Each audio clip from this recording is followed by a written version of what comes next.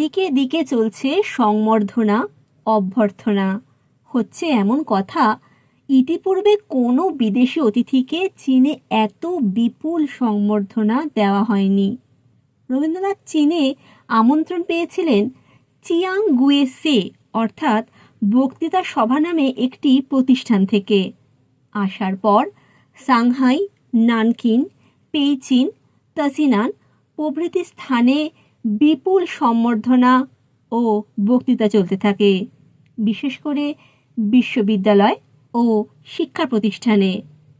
এরই মধ্যে সিনউইসে অর্থাৎ বঙ্কিমচন্দ্র প্রতিষ্ঠান থেকে 8ই মে কবির জন্মদিনে চু চেন তান অর্থাৎ স্বর্গীয় ভারতবর্ষের রবীন্দ্র নাম খোদাই করা পাথরের ফলক দিয়ে অভ্যর্থনা করা হলো।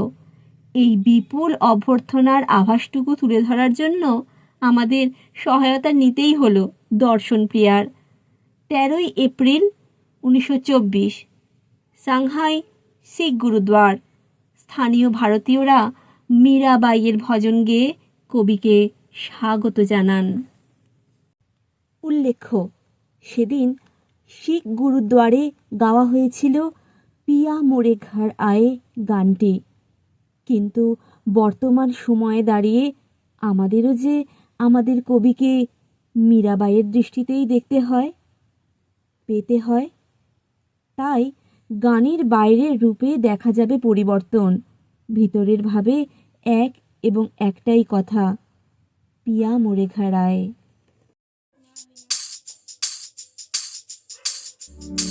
सावरे दर्शन दीजो आए, सावरे दर्शन दीजो आए। मीरा थारी प्रेम दीवानी, मीरा थारी प्रेम दीवानी, अंत कहाँ सुख पाए। सावरे दर्शन दीजो आए, सावरे दर्शन दीजो आए।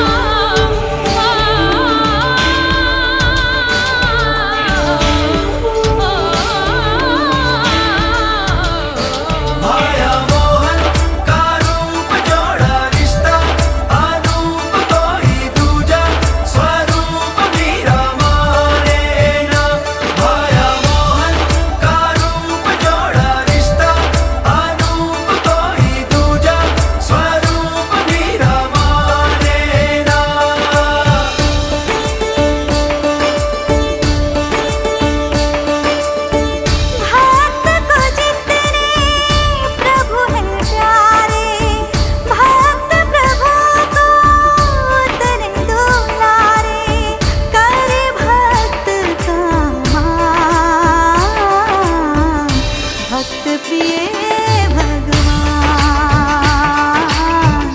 रखे भक्तों का ध्यान। माया मोहन का रूप जोड़ा रिश्ता, अनूप कोई दूजा स्वरूप मीरा माने ना। माया मोहन का रूप जोड़ा रिश्ता, अनूप कोई दूजा स्वरूप मीरा माने ना।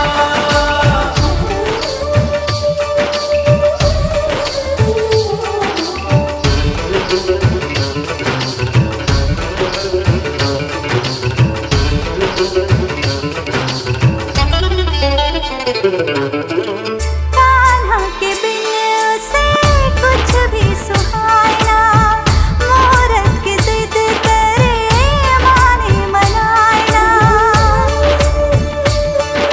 भूखा भक्त रहे तो भगवन कैसे भोजन को स्वीकारे। भक्तों की खुशियों पे कान्हा अपनी सारी खुशियाँ वारे, अपनी सारी खुशियाँ वारे। ओ करे भक्त का मान, भक्त प्रिय भगवान रखे भक्तों का ध्यान। माया मोहन का रूप जोड़ा रिश्ता, अनूप कोई दूजा स्वरूप मीरा माने ना। माया मोहन का रूप जोड़ा रिश्ता, अनूप कोई दूजा स्वरूप मीरा माने ना।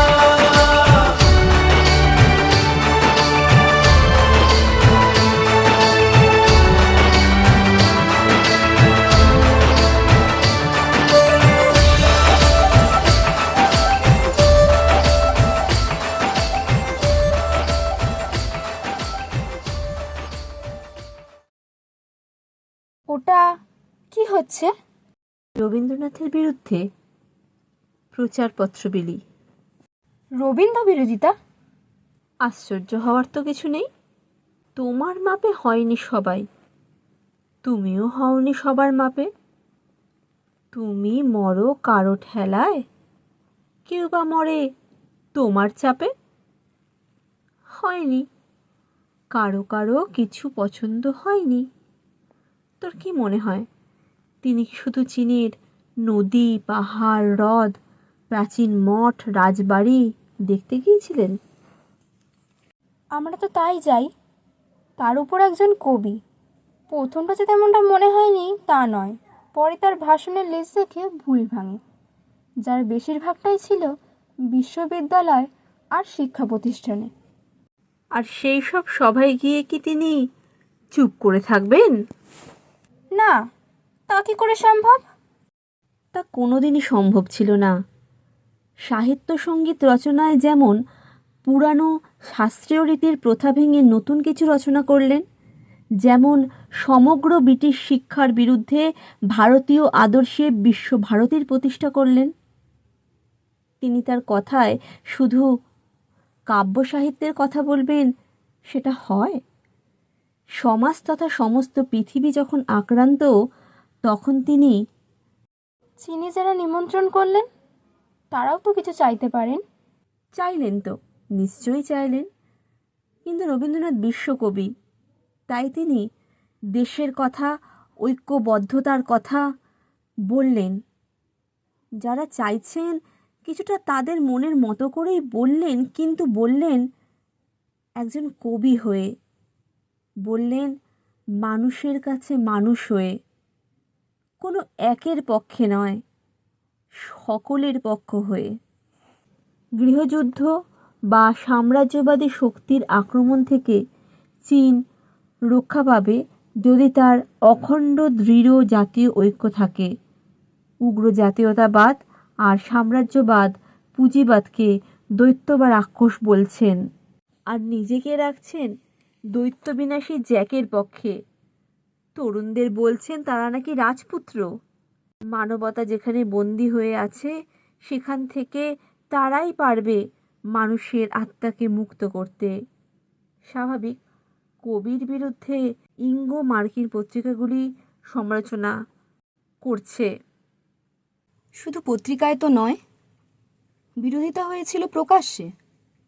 আর যতদূর সম্ভব পত্রিকাগুলির পাশাপাশি বিরোধিতা করেছিল কিছু গোঁড়া কমিউনিস্টরা।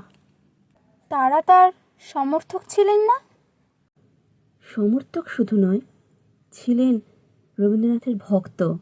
কিন্তু ওই যে কিছু মতভেদ, তাই বিশিষ্ট মনীষী হু সির মতো মানুষ বা সেখানকার কথা সাহিত্য পত্রিকার সম্পাদক চেং চেন তোর মতো প্রগতিশীল কমিউনিস্টরা যখন কবির প্রতি আকৃষ্ট ছিলেন, তখনই তো বাড়ল বিরোধীদের আরও চিন্তা।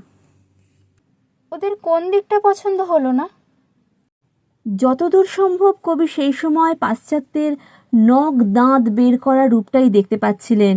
পাশ্চাত্যের জ্ঞান বিজ্ঞান চর্চার কথায় খুব একটা জোর দেননি। বস্তুতান্ত্রিক সভ্যতাকে, অর্থাৎ বস্তু বা জিনিস যে সভ্যতার প্রধান, তাকে তিনি কখনোই মানতে পারেননি।